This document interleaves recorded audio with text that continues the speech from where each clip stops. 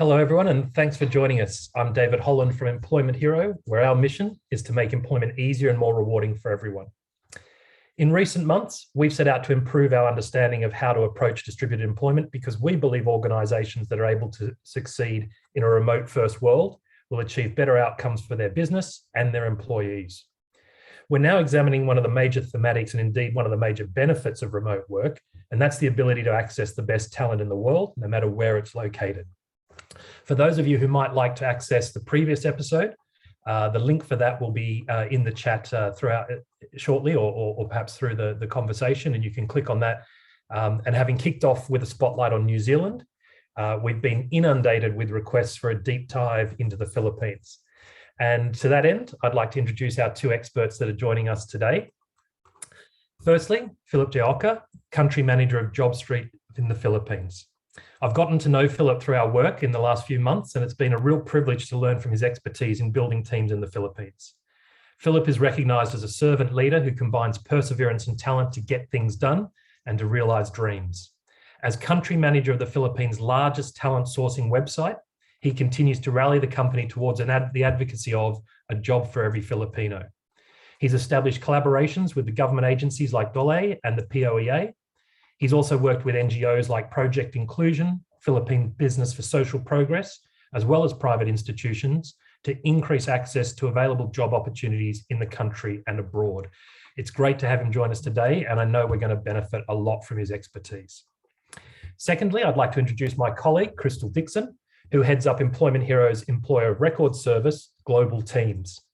With a background in HR, talent, and technology, Crystal has close to 20 years experience and subject matter expertise in the Americas, Asia Pacific, and EMEA. Naturally inquisitive, solutions and customer focused, Crystal possesses an innate ability for identifying and delivering substantial value for clients, influencing businesses and leaders to make successful decisions in order to achieve significant and measurable benefits. As part of Employment Hero's mission, Crystal is passionate, and I can vouch for that firsthand because we work very closely together, and dedicated to driving the remote work revolution through enabling businesses to access, employ, and retain talent globally, and by creating borderless employment opportunities for talent. So Crystal and Philip, welcome, and thank you both very much for joining us today. It's great to have you. Thank you, Dachi. Morning. Cheers, Dachi. Morning, everyone. All right, well, let's start with an introduction to the Philippines landscape. So Philip, this one's probably coming to you. Historically, the Philippines has been perceived as an offshore hub for administration and back office roles. But in recent times, we have seen things starting to change and a broadening of the talent and new things emerging for knowledge, the emergence of knowledge workers, and particularly in technologies and sales. As a result, we're seeing a lot of increased interest at our end in the Philippines, hence the topic for today. And we're really pleased to have someone of your expertise join us. But can you maybe start by giving us a little bit introduction to the landscape and maybe talk a little bit about the key traits and skills of the Filipino workforce? All right, thank you. So you're right. We've been considered, back office before, but I think it's a good time for us to really showcase what's really happening in the Philippines. So as a market, many Filipinos are really highly educated because the Filipinos are actually one of the highest educational attainment. Majority of the Filipinos are actually enrolled in the university with the highest literacy rate. Around 70% are actually speaking in English, and that's why making the Philippines one of the largest hub for BPOs and call centers. So it's against all other Asian countries, we remain to be the highest English-speaking country. The Philippines is also known to be attracted to work abroad or overseas, and that's because of their skills and talent, because of their loyalty and resilience. Many employers favor them because when they get an employee from the Philippines, they remain to stay there, and whenever they go back, they would remain to go back to the company they work with. And there's so many potentials only because they wanted to finance their families, because they see working overseas is actually a higher opportunity for income. But in the pre-pandemic times, before this pandemic came to be, we see that there is already a growing increase in terms of gig economy. In fact, the Philippines was named as the sixth fastest growing market in gig industry around the world. And during the pandemic, because of that, many Filipinos working abroad were actually sent back because most of their companies abroad closed down. These highly experienced, talented Filipino workers tried to work in the Philippines and also tried to become entrepreneurs. They discovered opportunities in the booming economy, on the gig economy, and they because they were given an opportunity to work from home. So many of us now are working from home with their principals based outside the country. The Philippines is considered to be one of the mature locations for outsourced software services on two global reports. The Philippines is one of Asia's most attractive offshore destination with at least 200,000 IT specialists, and it's growing 50,000 year on year. In the last 18 months, we've seen that the highest growth in the following sector. Number one is e-commerce, digital marketing, sales, biomedical, and logistics. So that's basically what's happening in the last 18 to 24 months. Awesome, thanks for that. So in terms of the growth, I'm sorry, just to capture that point. So as you mentioned, historically, a lot of Filipinos have traveled overseas for work and worked globally, and I've certainly worked with Filipinos in various countries throughout the world. But what you're saying is during the pandemic, a lot of them were repatriated, and that's actually been a bit of a boost to the Philippines entrepreneurial economy. Is that right? Yes, that's right. So they need to find sources of income. One of them is being entrepreneur, and that's why a large portion of them went to e-commerce, logistics, deliveries. But the growing sector, which is really highlighted here, is that from a work from home setup, they are able to be consultants and supervisor managers in many different fields in sales, in digital marketing, in healthcare. And so the IT software, which normally you have to go to another country, they can actually now start working in the Philippines, based in Philippines, and still be able to deliver, software and hardware as a consultant. Okay, yeah, and actually, you've actually started to go into my next area of questioning, which is around those trends. So you've touched on that. Actually, you mentioned in one of our earlier conversations about the response rate to job ads. Obviously, Jobstreet, which I should mention is a Sikh company, is the number one jobs board and recruitment source of recruitment in the Philippines. You were mentioning you had some data about the response rates from applicants for work from office versus work from home. What was that? That's correct. So we have observed in our data that whenever a company posts a job ad that requires them to report to office versus job ads that has work from home setup, the work from home setup would receive three times as much application as compared to having a requirement to work from home, work in the office. Obviously, the Filipinos are now being shifted themselves, in fact, in the right word is invested on themselves to be able to work from office by purchasing new laptops, computers, internet connections, so that they will be able to work efficiently and productively at home. Yeah, awesome. So just looking at this chart then on the screen in front of us now, the most advertised specializations there, customer service, as we've touched on, it's been a huge area for the Philippines historically and obviously growing. Education, IT, computer software. Can you talk a little bit more about what sort of roles those are? Okay, so when we talk of IT or IT enabled services, we talk about project managers, data analysts, graphic designers, full stack developer, and web developers. We can also have business analysts. We have there many engineers in computer engineering, and that's one thing good. In fact, one anecdote is that some of the companies in Singapore expatriated Filipinos here, but rehired them working from home, but still their principals, when they open up in Singapore, still working in Singapore. So they had best of both worlds. They're with their families in the Philippines while working for a Singaporean company. They receive the same benefits as if they were in Singapore, and some life continued for them really well. Yeah. Okay. Actually, we've just preempted a question I've just seen. Just as a housekeeping note, there is actually a dedicated Q&A button. If you can put your questions in there. But David, I will look at your question now. We've just had the question: what's our observation on how committed Filipinos are to remote work versus face-to-face? Is there a difference in commitment engagement levels? What are the unique challenges? We might actually come back and revisit that, because I think we've got a little topic later on about the practicalities of that. But so Philip, just to sort of sum up there, the broadening trends, the trends in the Philippines talent market right now is that we shouldn't just be thinking about the Philippines as back office operations and admin. It's really becoming very broad, and that's something that's happened through universities churning out more great graduates. Correct, that's right. Awesome. Okay.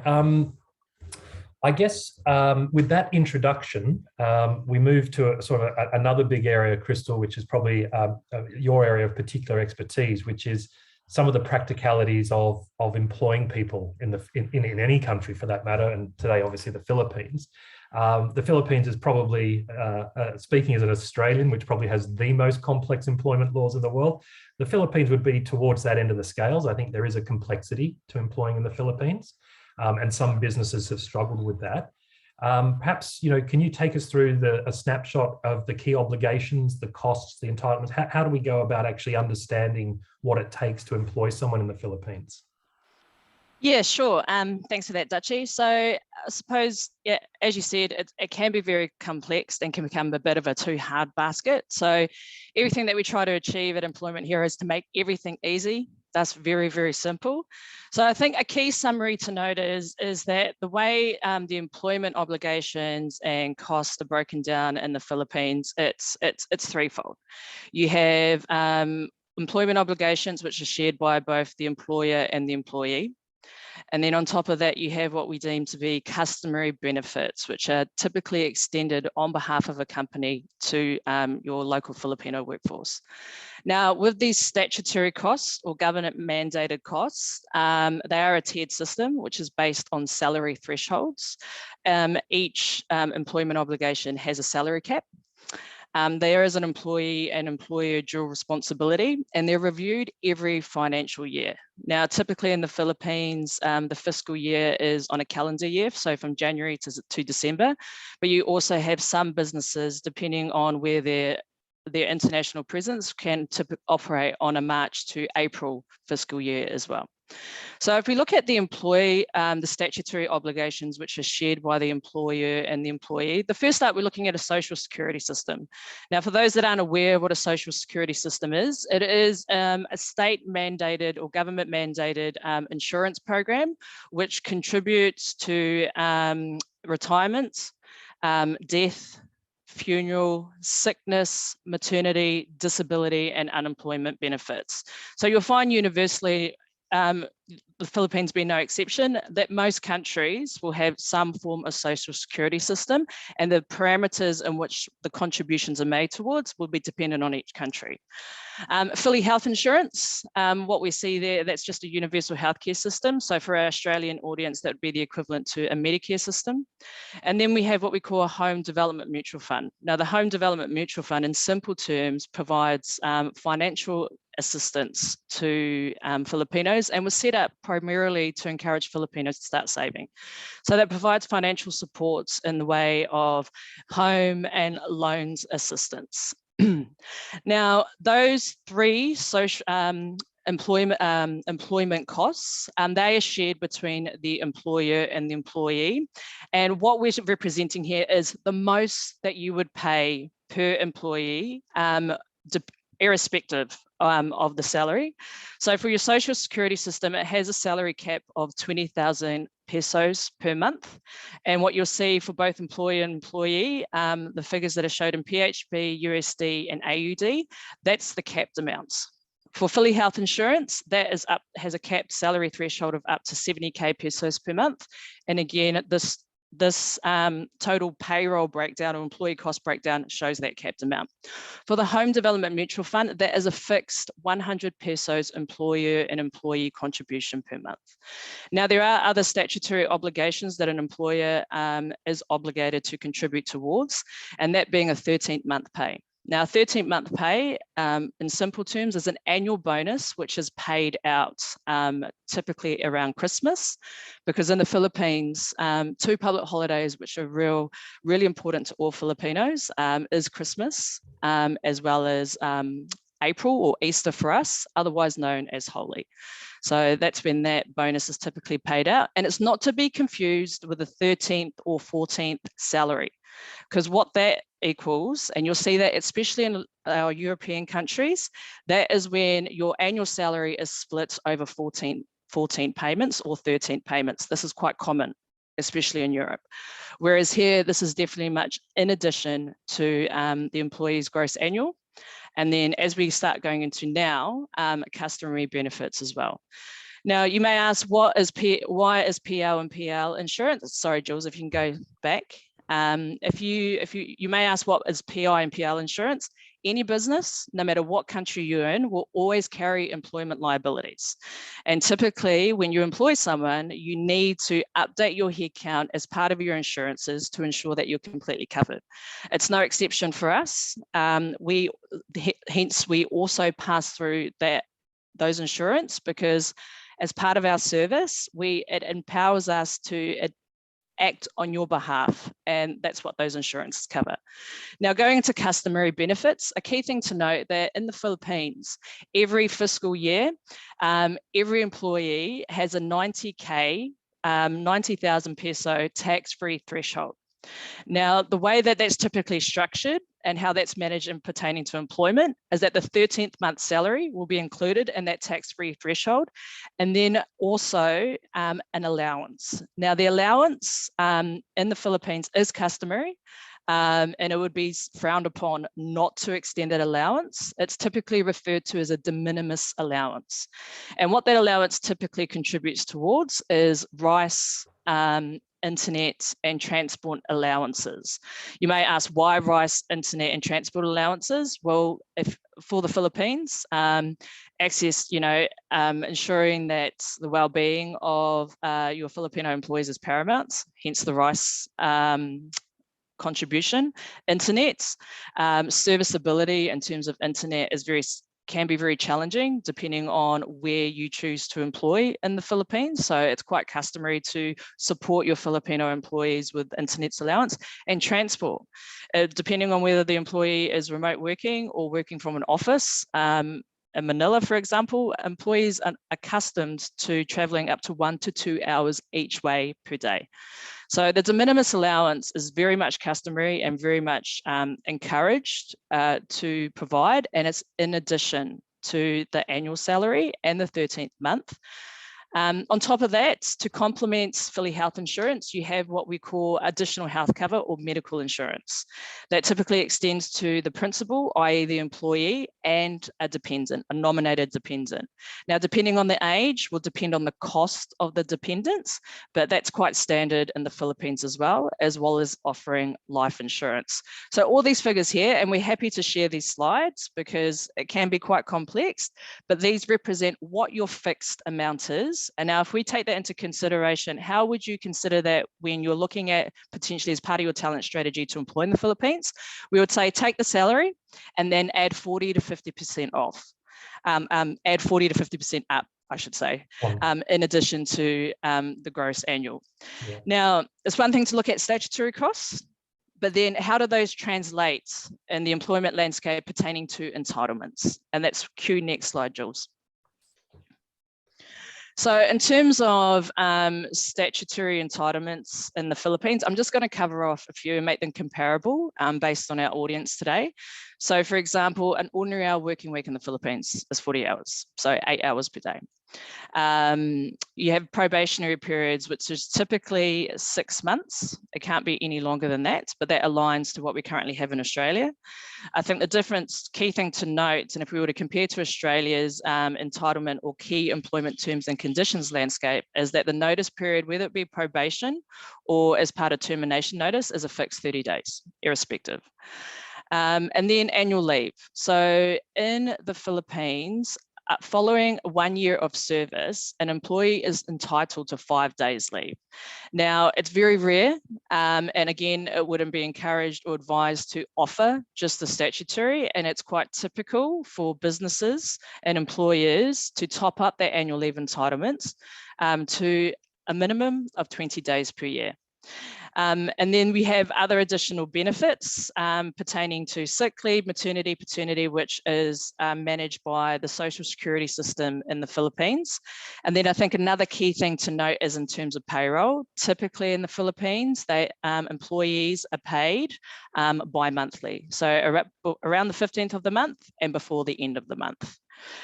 Now, how does that translate in terms of an employee value proposition? And I think in today's age, and especially in light of COVID and remote working, having a very compelling employee value proposition is really important. And the Philippines is no exception, especially if you consider the majority of the workforce today is a conscious workforce. And what I mean by that, it consists predominantly of millennials and Gen Zs. Now, the Philippines is no exception to that. So what does that mean? Their drivers around, active employment and seeking an employer or joining a company is not just financial based. They're actually looking for an employer that's going to help them navigate through key life events. So what I mean by that, we're talking about social, we're talking about physical, we're talking about financial, we're talking about well-being. And the Philippines in particular are very social culturally. And when we talk about well-being, we're talking about taking into consideration what's really important to Filipinos around cultural values and beliefs. And if we look at that, family is paramount for the Philippines. So anything that when you consider employing in the Philippines, note that Filipinos don't care about branding. Filipinos care about working for an employer that are going to help them navigate through those 4 pillars, but also that genuinely care about them. And the reason for that is typically in the Filipino market, traditional engagement models of Filipino talent has been around BPO. And because of BPO, you see a massive shift towards Filipinos, and which probably complements what Philip was talking about in regards to wanting to work remotely, and in particular, for international businesses who are starting to either establish a presence or starting to scale internationally or offering remote working opportunities. So that's really, really key. I'm just going to jump in there because I think we're going to come back to exactly where you were going, but I think there was just so much information there. we just need to pause, and I want to get some reflections from Philip on that too. Yeah. Just to back up a little bit though, I just want to ask you, in terms of those statutory mandatory obligations and what you described, certainly from our perspective as highly recommended customary. Yep. Can you just talk a little bit about why? Well, I think you've touched on it, but can you just reinforce a little bit why we recommend those customary benefits, why it's so important? I know you talked about brand proposition, employer value proposition, but can you just reinforce why it's so important that we cover off those customary things that some people might think are optional? Yeah, and I suppose we're probably going to hit, and this is a good segue into the next section, and I'll hand over to Philip after this. It's around those 4 pillars. It's around social, the physical, financial. So for example, healthcare, although they have there's a universal healthcare system in the Philippines, the coverage is minimal. So the Filipinos are very in the Philippines, they're very conscious about, ensuring their well-being, and particularly healthcare, and healthcare can be incredibly expensive. So for Filipinos, healthcare and having those healthcare benefits and extending those benefits to Their some families. family members is really, really important, because they want to ensure the well-being of not only themselves but also the future of their family. So I guess the headline message is that when you look at, you can go online and look at pay and salary indicators for Philippines for various roles and levels of experience. It's really important that people recognize they're the base salaries. And and these. And a lot of these customary benefits are really there to help minimize the financial burden at Filipinos in pertaining to healthcare. Internet is really expensive. So, any support that can be provided there. We're going to come back a little later on, and I think you'll have the opportunity to talk a little bit about how your team and the global team service can actually help people navigate what you've just outlined in a very short space of time. We'll come on to that a bit later. But Philip, I just want to a quick reflection from you, a mission and a purpose rather than a brand, the well-being, social, family. Does that resonate with you in terms of attracting Filipino talent? Correct. Let me just give you more flavor to that. So one is that the family is very important, and that's why benefits that would, spread to the family is a really key. Filipinos are not anymore into the brand, the top companies and stuff, but because of the generations that we have, the Gen Y and Gen Zs, we can see them latching more on what's the mission of the company. How can I help? Because I as a new generation would want to create something new and add some value to the world. So that's their perspective. So they're getting into the mission of the company rather than the brand of the company. And we are very social, very culturally. We like, festivities. We like, so Christmas and Holy is important. But, because of that, we need to translate some of our work prior to those times. So you could see very industrious Filipinos working heavily during times of non-holidays. So, but holidays are too important, but it's really shared within the families. Now, in the pandemic, you could see that, despite holidays, they're still working, whether they like it or not, because they're just confined at home. And so it's something that, can be given as a added feature of, hey, I have nothing to do, let me just work. So that just gives you that perspective that Filipinos are very committed to work. We definitely want to get your advice on how to start searching and finding candidates, but we'll come on to that. And in the meantime, this slide that's up there now is the top 4 motivators for Philippines talent. We've had another question about whether this is based on a survey, but this is Jobstreet data. Do you want to talk a little bit about this for a moment? So as Crystal mentioned earlier, it's really the compensation and salary, because some of the other benefits are very small, like the health insurance. But this is where they focus, because it's not for them, it's really for a group of people living in a house. So it's compensation that really matters, and the benefits is also there. They also would want to have opportunities for career development. It's important for us now to see that, hey, I come into you as a sales account manager. I want to be one of the heads, or one. They're very aspiring to that, especially the new generation.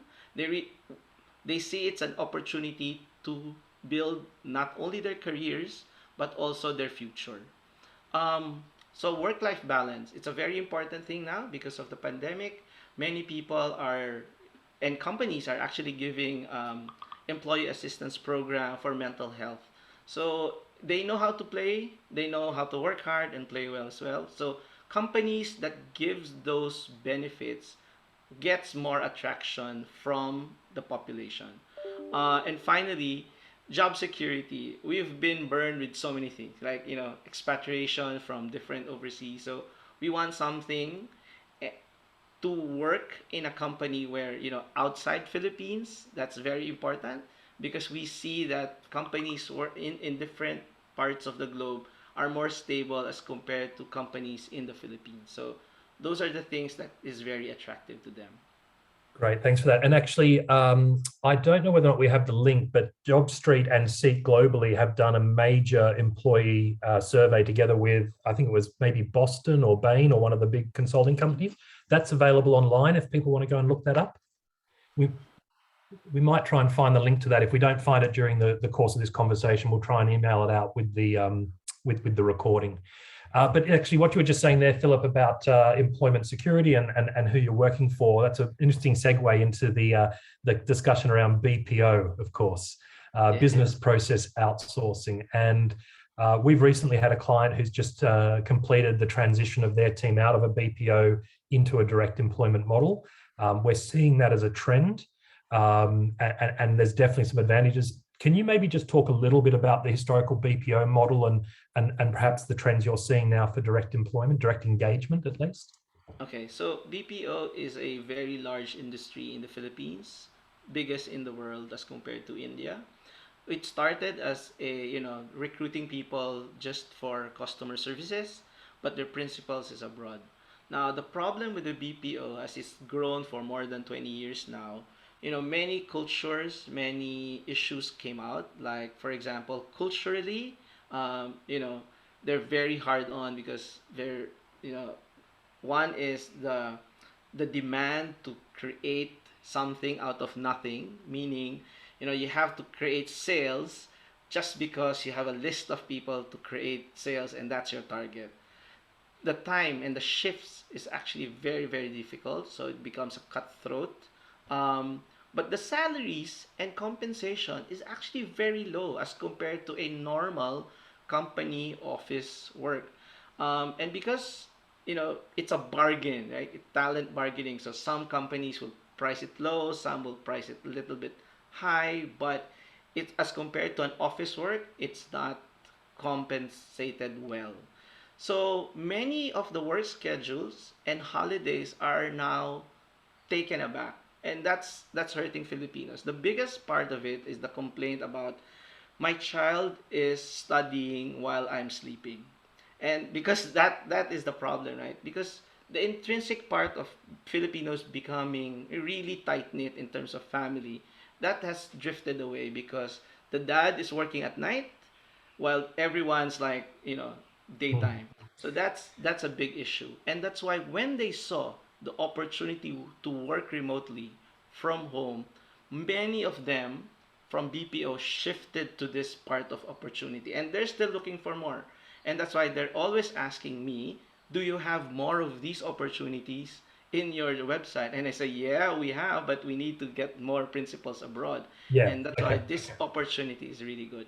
And so by principals abroad, you mean people like our audience today who Yes, might be looking yes, to move into that. We'll correct. talk a minute, Crystal, in the practicalities of how we go about employing those people. But Philip, if I can just stay with you for a moment, of course, before you can employ someone, you've got to find them. Yeah. And I guess that's really what you spend most of your waking hours thinking about. Can you maybe tell us a little bit about, I mean, Jobstreet has some similarities to Seek, and obviously a lot of our audience will be familiar with Seek. But perhaps can you just talk a little bit about how people go about recruiting and searching in the Philippines? What are the main models? Okay, we are Jobstreet. We are actually part of Seek. So whenever you're familiar with the Seek platform, it's all basically the same in the Philippines. You have job posting, you have resume search. Creating an account in the Philippines is very easy. Just create an account and you start posting your ads. We will be able to help you post the ads and make sure that it's a remote working condition, not an office based in another country. Now, what I have to segment that because there is a very tough ruling of expatriating Filipinos to go abroad, and it's not very practical this time and age. There's so many documents. You have to go to POEA for that, and so this working condition of working from home is actually a win-win situation now, which I told you three times as much application as you will get as long as we put in the ad that this is a remote work from home and principals is on abroad. But you also have to have your value proposition there. Why am I joining your company? So it's the same as if you are actually attracting talents in your own work in your own location. So JobStreet can help you on that. recruitment, there are many recruitment office firms in the Philippines, but you don't need to go through that because it's not an expatriation model. So in the Philippines, you have work from home, that's office base, and you have those BPOs. So those are the models that we can service and help Yeah. connect the talents. Just to clarify that, Philip, because that was something you helped me understand in the past, is that traditionally in the Philippines, recruiters have been associated with expatriation, so bringing the workers to the country of the company. So when you're looking to hire for people who are going to continue to be based in the Philippines, job boards like Jobstreet and JobsDB are the key. Is that right? Yes. Yes, you don't need to go to a recruitment firm. It's just the platform of Jobstreet. And then in Australia, I know that Seek offers some additional services. So you've got the ability just to post a job, which we know if you have the time then to process those candidates, that's a great option. In Australia, there are some services such as proactive search and even a concierge service. Do you offer those through the Philippines? No, we don't have, but this is where I think Employment Hero can help connect those. Well, we're working on some solutions there, but okay. So the key advice in terms of someone looking to create an ad and start advertising for candidates in the Philippines, creating an account is quite straightforward. Yes. What is your website, just out of interest? It's Jobstreet. www.jobstreet.com.ph. .com.ph, great, or Google Jobstreet Philippines. And if you want the person to be working for you remotely from the Philippines, work from home, there's an option there to make that very clear. Is that right? Yes. Yes. Okay. You just put it in the description or in the ad itself. Terrific. All right. Okay, so that's awesome. Crystal, we've now got our short list of candidates. We're talking to them about salaries. We're talking to them about benefits. And we're thinking about how the hell we employ these people. We want to build a direct team and engage with the team directly, but we also want to make sure that we stay on the right side of the law with the Philippines regulators. I think this is where you come in. Yeah, sure. And I think I just want to touch on what Philip was saying, and just to compliment from my own experience, because as part of Global Teams, we have our own Manila hub, which is our delivery hub. I used Jobstreet myself, and it was a fantastic tool in order to help you manage your end-to-end workflow around recruitment, but also in order to, it enables you to be able to effectively shortlist. The screening questions are great. It's because Filipinos are very honest as part of their application process. And I think the key thing that people need to be considerate of, and it's always the catch-22 when it comes to hiring and recruitment, is you have so much volume. And that's because it is such a talent-rich landscape. So you will be rich in talent to be able to choose from. So it's about making the time and prioritizing the time to be able to effectively dedicate time to that shortlisting process. And I can speak from experience around that, having helped businesses themselves access talents in the Philippines, but also through setting up my own team in the Philippines. Crystal, can you just expand on the screening questions? At what point are they introduced? When you're setting up the advert. So when you start to advertise, you'll have the option to list 5 screening questions. And the key thing that, like, some of the screening questions is, for me in particular, you want to test the English knowledge. So I always add that in there. And then anything that's applicable to the role, like with anything, your key 3 that you want people to possess in order for them to be successful or to be considered. And that actually really helps. I mean, for my opportunities, I received over 300 applications, but through those screening questions and the workflow in Jobstreet, I was really able to minimize and shortlist, to create a shortlist of candidates that were really suitable to my opportunities. Yeah, terrific. All right.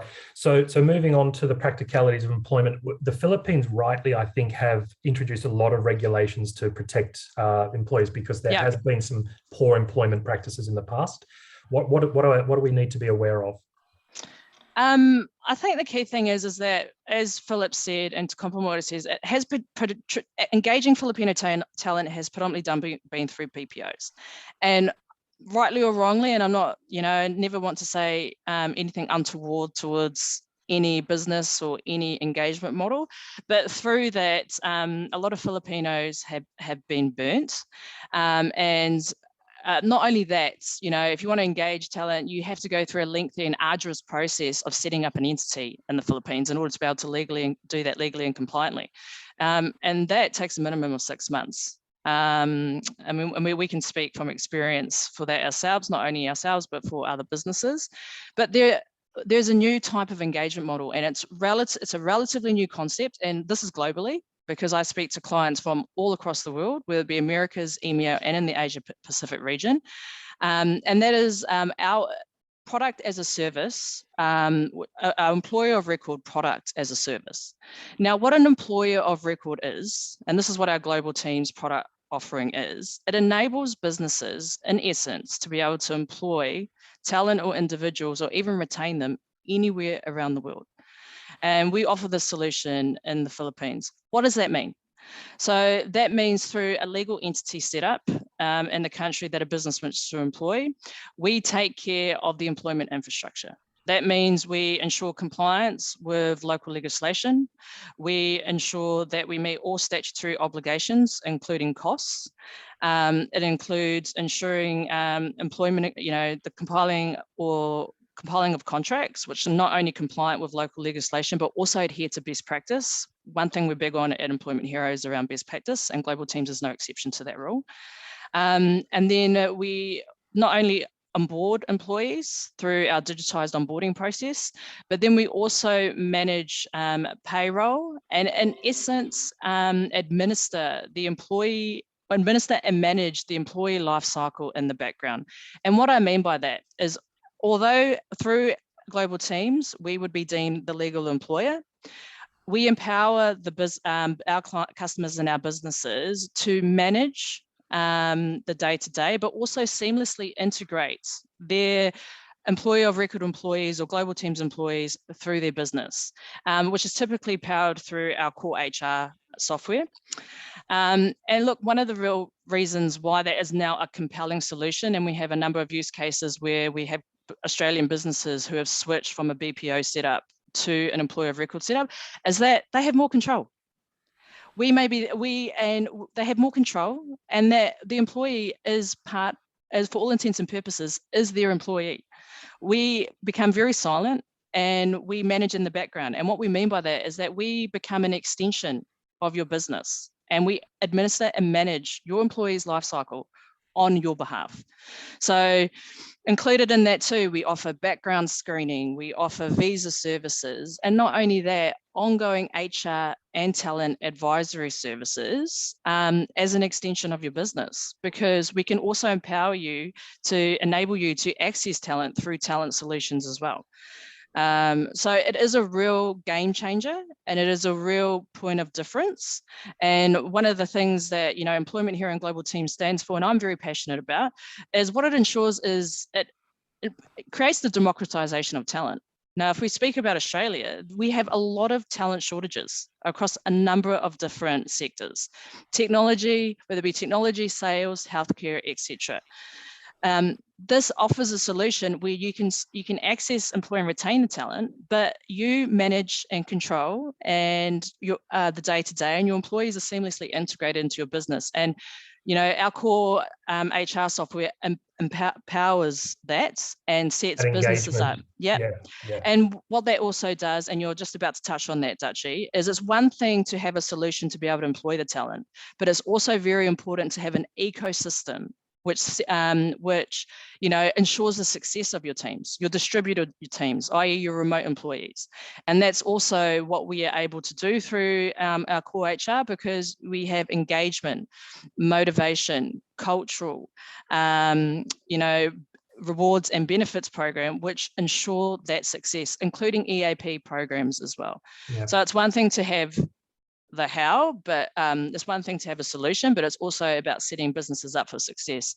And sorry, Dutchie, I know you're going to cut me off, but I'm just going to finish off one note. And I suppose what we do, because employer of record is such a relatively new concept and an engagement model, we take a lot of care to nurture both our customers, because we see our customers as twofold. We see our businesses and clients, and we also see the employees, because we have a duty of care to our employees. So our my team provide a high-touch service where they nurture one-on-one clients and employees through the employer of record service, to reassure them, to provide them with that level of comfort, but also so there's clear delineation between what our role is as an infrastructure as a service in comparison to that of the employer, and that the client, and that it is very much a dual shared responsibility with us more administering and managing in the background. Awesome. Very quickly, can you briefly just touch on, if people are wondering about how do they get to grips with salaries and benefits and what they should offer and what it's going to cost them, what should they do? Get in touch with Ben? Yeah, well, the link's there. Nice little pop-up there. Yeah, somebody's just asked if we offer that service in South Africa. The answer is yes. We have about 50 to 100 countries that we can do very easily, but it's fair to say, Crystal, so far we've had one request that we haven't been able to fill for one country. Is that right? Yes. Thanks for that, Dutchie. But in essence, I'm going to go take that a step further, because we also have an extensive partner network, and our partners are an extension of us, as well as us being an extension of your business. And that's really important. Partners are really key, and we very much operate and act as one. You will only have a single point of contact, which will be managed and dedicated through our global team service offering. But yes, for now, we've onboarded in X amount of countries around the world, over 100 employees in over 30 plus countries. But I'm not going to limit ourselves, because we can actually employ anywhere. Yeah, terrific. We've got a ton of questions, and I've just suddenly noticed the time. There's been a couple of questions around contracting in the Philippines. So Australian businesses contracting that. Short story, short term, 3 months, 6 months, probably okay. Dole is very clear, and you'll also see this is universally, like for example with the UK, with the introduction of IR35, in Australia where we have sham contracting. No matter what country you wish to employ in, you need to be very clear and careful that it is a genuine employment versus a genuine contracting arrangement, and there's very clear delineation between the two. And the risk that you run as an employee is not only an employer or client, is permanent establishment is one, and that irrespective of whether you have a physical presence in that country, you would be liable, and so would your employee be, for breaches of any of any employment landscape. Social security, superannuation. Philip, did you want to add anything in particular around the legal structural employment elements? I think we've been pretty clear. Yeah, it's very clear. So we are anti contractualization. So that's number one rule of Department of Labor, and so we cannot go beyond 5.5 months because it's deemed to be regular. So that's very important. So there's hopefully that's answered, I think, about 3 questions about, do you need a legal entity? Well, if you don't have a legal entity, then and the employment is more than 5.5 months, you should be looking at a PEO service, EOR service such as Global Teams. And that's I think covers off a few. Crystal, specific question about long service leave in the Philippines, or perhaps Philip, do either of you know I've actually not familiar with long service leave in the Philippines. Is that something you can clarify? Okay, so there is no long service in the Philippines. There is a retirement fund that is also a partnership between the employee and the employer, but it's all on a voluntary basis, and so there's none. Okay. Terrific. Just coming back to recruitment, there's a question here about whether or not companies should be present on social media in terms of trying to find recruits. Crystal, you want to take that one? Yes, because that's my team. And you think about it, team, you've got a conscious workforce. You've got millennials, you've got Gen Zs. They live and breathe social media. And I'll tell you now, through my own experience, the first thing my team members did was check out Employment Heroes Instagram, LinkedIn, and Facebook in order to get a sense and a feel for culture. So anything that you can do that has a built-in a digital strategy, which includes social media channels, very compelling for a lot of millennials and Gen Zs in the Philippines. And I'm sure, Philip, you could probably add some further color on that. Yeah, absolutely right. The Facebook as an application is always on the phone, and they search and they connect and they have friends all over the world. So social media is it. Yeah. Okay. So the answer to the question is yes, you should be leveraging your social media to do that. I'm not an expert. If Jules was going to pipe in here, she'd probably give you some tips on how to optimize that in the Philippines. But maybe that's a conversation for another day. One of our very early questions, which I've left until now, has been about internet access, Philip. So I'm going to throw this one to you because I know you've worked with a couple of different solutions. So the question is, what are the issues regarding internet and data access and security in a work from home environment? And you might also want to touch on availability, uptime. Okay, so majority of the key cities in the Philippines are internet ready. Um, there would always be an issue in terms of, 100% connection within the day, but that's not an issue. But so therefore you have to have a strategic place or location to be able to get your talents. So we don't recommend like far-flung areas in the Philippines where they don't really have enough internet. Um, and so what happens is you could always complement this, as already stated by Crystal, that you can provide internet services, but I do assure you that majority of the people living in key cities would have already invested on a work from home setup. So they have that. But it would always help to give them an extra fund for an additional line so that it could run a backup.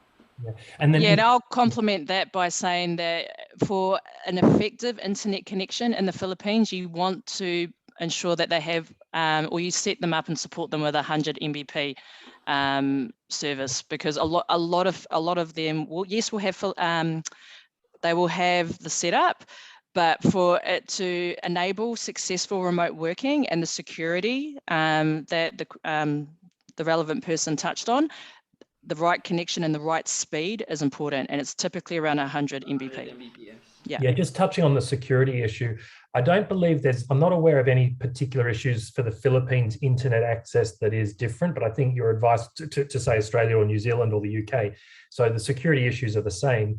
I think what you're saying, Crystal, is make sure that you're with a big bandwidth provider, because they'll also have the latest in terms of security. Philip, but also with that, sorry, Dutchy, have the right hardware set up. So we don't, in terms of, for us at Employment Hero, we have specific partners where we access certain hardware for our employees, and then we embed the right security onto those laptops to ensure that. So it's one thing to, like we were saying before, the ecosystem is really important for remote working, and security, one of the workarounds for that is to ensure you manage your hardware and you have the right technology built into the hardware, which will enable which will ensure the security and protect your IP and your business.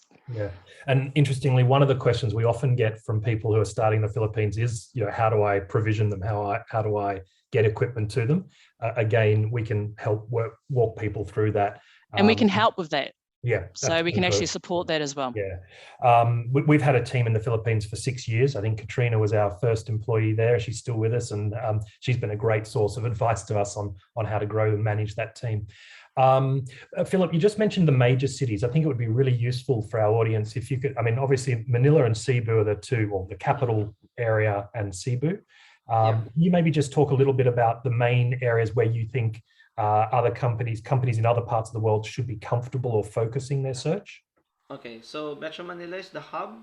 Outside Metro Manila, you have Laguna and Bulacan, which is also internet ready. Because people from those areas called Laguna and Bulacan actually work in Manila, but that's where Crystal said they have to travel 2 hours. But that's why work from home setup is perfect for them. They don't need to do that. You have Cebu, and Cebu you have Iloilo, you have Davao, you have Cagayan de Oro. So most of the cities, if you just Google it in Philippines, key cities in Philippines, majority of them would be similar to Metro Manila already in terms of infrastructure and internet connectivity. And availability of educated knowledge workers. Yes. Yeah. Definitely. Okay, terrific.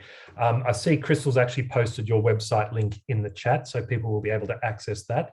Couple more questions coming in. Can a contract that is 5.5 months then be extended for another 5.5 months? Do you want to?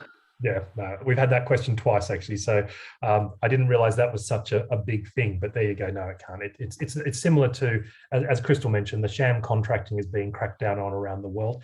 I saw a question, I've lost it now, about whether or not a Singapore entity can employ people in the Philippines. I've not heard anything of it. Is that Yes, possible? yes, it's possible. It's actually you can do that anytime now using this work from home setup or remote Oh, but work. I mean, okay, from a legal entity perspective, you can't use a Singapore employment entity to issue a Philippines contract. Correct, correct. You That's- cannot. so the answer to that one's no. Excellent. All right. Philip, in terms of, you touched on this in your opening, but a lot of people are asking a question around what's going to happen as we start to ease out of the sort of height of the pandemic, and we perhaps start to look at a situation where we're living more normally with COVID. What do you think is going to happen in terms of the office? What are the BPOs going to do? What are the direct employment people going to do? What do the employees want? What do you think in terms of Okay. work from home? So let me talk about first the regular jobs or the regular employees and regular employers. More talks now happening that employers are going to have a sustained flexible working arrangements. That means you can have 2 days in the office, 3 days working from home, and depending on your need and availability, that will happen. And I think even across other countries, this is going to happen. BPO would always want to have their employees in the office majorly because of monitoring and supervising and driving those numbers. So that is a difficult situation to go to. But because we now know we can work at home anywhere in the world, this is going to be a permanent. So a large majority of Filipino workers who normally go overseas will stay in the Philippines, and those are really good talents because they have international experiences. They know the employers, they know their expertise, but they will now be working in the Philippines with their families working at home. And I think to touch on that, Dutchy, similar to what we do here for ourselves in employment here, it's to complement the flexible working. If you are able to provide a mixed solution, whether it empowers and enables the business employees to either work from home or work from an office environment. So what we typically go, as opposed to BPOs, which are on-prem, i.e. in the office, versus complete remote or distributed, or a hub and spoke approach where you would have an office environment for employees to be able to go into the office should you need to. And I think I'm going to highlight that with global teams, we offer both. We can offer both solutions. And the reason why that's really important, especially dealing with Gen Zs, social and engaging with their colleagues and peers is really, really important. And I know this from my own team, because the team, I may have hired the first person directly myself using Jobstreet, but every subsequent other employee has actually come through their network. Yeah. And that's, okay, terrific. you set up the right ecosystem. And I tell you now, the outputs, the productivity, and also the enablement in terms of your talent strategy for scaling in the Philippines will come from your own Filipino people. Terrific. All right, look, we're out of time. We've covered a huge amount of ground. I think the key thing for our audience is get onto jobstreet.com.ph and have a look at the recruitment tools there. I've used the website myself. I know that there's a lot of information there, and start your search there. Philip, can you just show us your t-shirt? I haven't seen it today, but I'm pretty sure I know what that one says. Crystal talked about the democratization of work.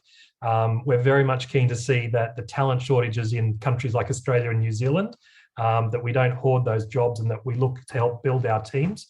So I'm sure Philip's a big supporter of that. Philip, thank you so much for your time and your insights. Your LinkedIn address is on the screen now, so if people want to continue the conversation. Crystal, as always, I'll probably chat to you 5 more times today, but it's been great to see you here. Philip, thank you very much. Any final words for our audience? Well, thank you very much for this opportunity. Filipinos are really talented. Just give them a chance to work with you, set up the right environment, set up the right connection. We will be there to support. and set up the right benefits as well, I think is probably Crystal's addition to that. Terrific. All right. Thank you both very much. And thank you very much to all of you who have joined us today. This will be available as a recording, which will be sent out to everyone who registered. And if you want to share it with friends, we welcome that. If you need more help and want to get in touch with Employment Hero about this, the website has some more information. I think peo@employmenthero.com is our current mailbox, which we should update, but we'll get onto that. Thank you all very much for your time, and we'll hope to see you all again soon. Thanks very much. Thank you.